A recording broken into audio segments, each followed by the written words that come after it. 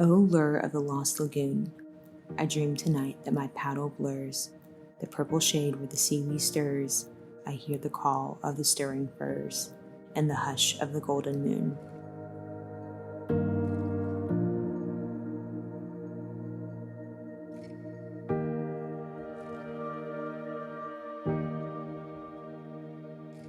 This is my sister Rainbow. She is my little sister, even though she's much taller than I am. We're actually 8 years apart in age. And 8 and a half. 8.5 years apart in age. And I'm really proud of her because she's like just hustling right now, like to make the world a better place. So Thanks, Tosh. This is Natasha. Natasha has recently started Two Sisters Adventure Company and has been gracious enough to let me work with her. And I'm proud of my sister all the time. She knows that. when I started the Parks and Recreation program, there were 3 other females in an 80-person program, and they were all white females. One of the things within the outdoor community is, I always say, like, all white guys are welcome. I've never really felt fully embraced by the outdoor community. Like, my whole life I've thought, I really would love to run my own company and do things the way I want to do it.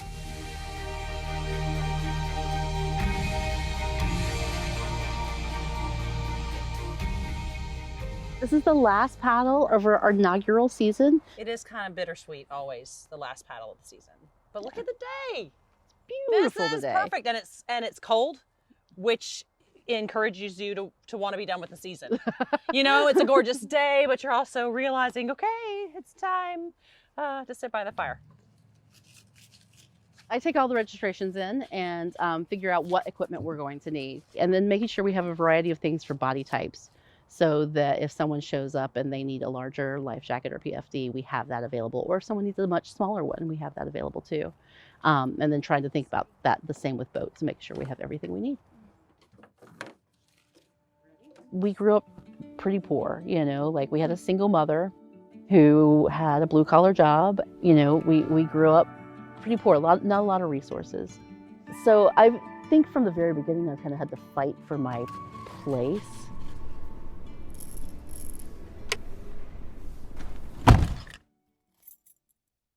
How many people tonight? What's happening? Okay, so today we had 4 people for tonight, and we got a cancellation, so we now have 2 people in kayaks, and I believe it is both women who are in the kayaks. Temperatures are not supposed to drop out of the 40s until 7, so we should be all right. Right. But we will want to go ahead and hustle people back across the lake once the sun is down, so that we can get them off the water before it gets too cold. Okay. So we should be good.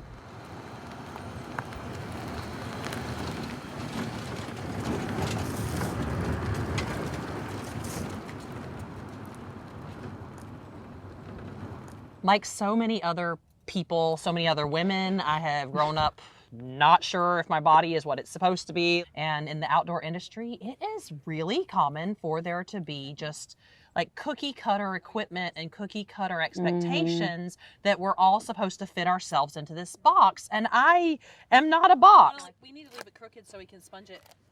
So do that? Yeah.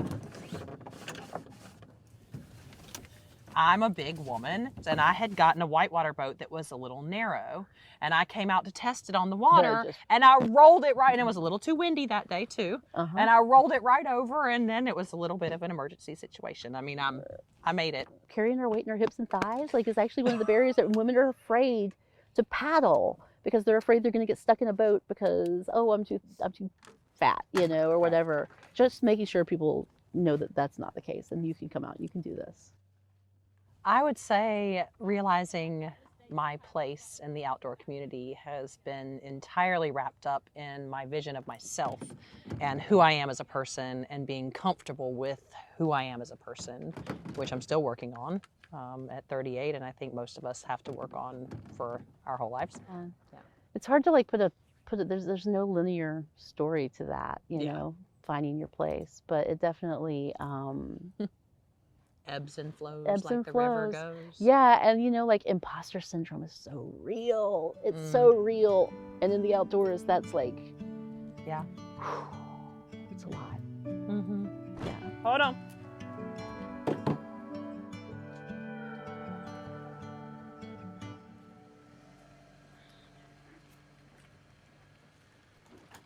Okay, okay. Get it in order, woman. Get it together.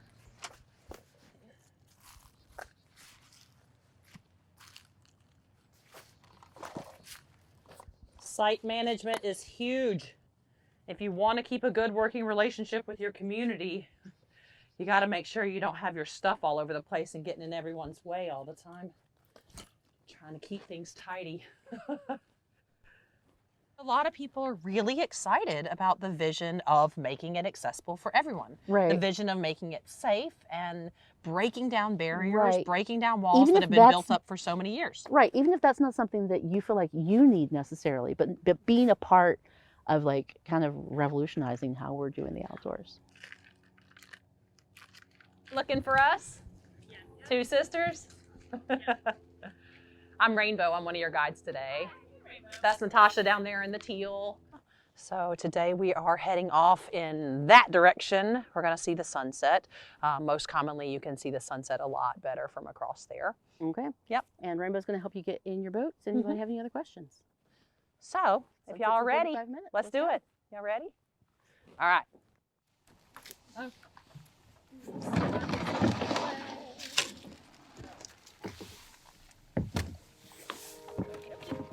I'm one of those people that has constant noise in my brain. Like I can't stop very often. And when I'm on the water, I can finally just stop.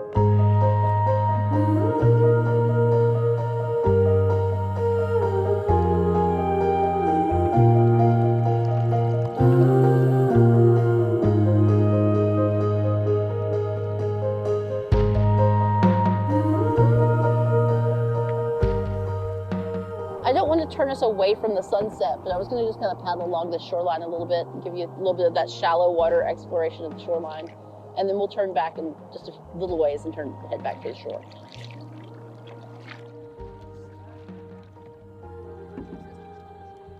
It is perfect that this is our last day.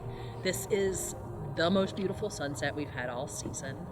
Like I said, it's cold, so it makes you want to be warm and recognize the need to be off the water, but it's so stunning. I was over there feeling a little melancholy of like, see you next year. I hope you're here still next year, limb. And I hope you're still here next year, ball of roots, you know, like having this thing.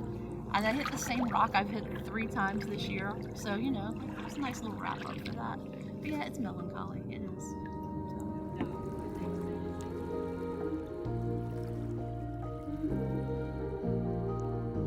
Never look at someone and assume that they don't have more skills than you do, or the capacity for greater skills. Come up with solutions for ways to make the outdoors accessible for anybody who wants to be there. You know, all the different body types that we have, making safe spaces so people who have historically not felt safe in the outdoors, either because of their skin tone or their gender or their sexual identity, making sure people feel safe enjoying the outdoors because it's beautiful and it's a wonderful place and it's like so good for our soul to be here, you know? It is dusk on the lost lagoon, and we two dreaming the dusk away, beneath the drift of a twilight gray, beneath the drowse of an ending day, and the curve of a golden moon.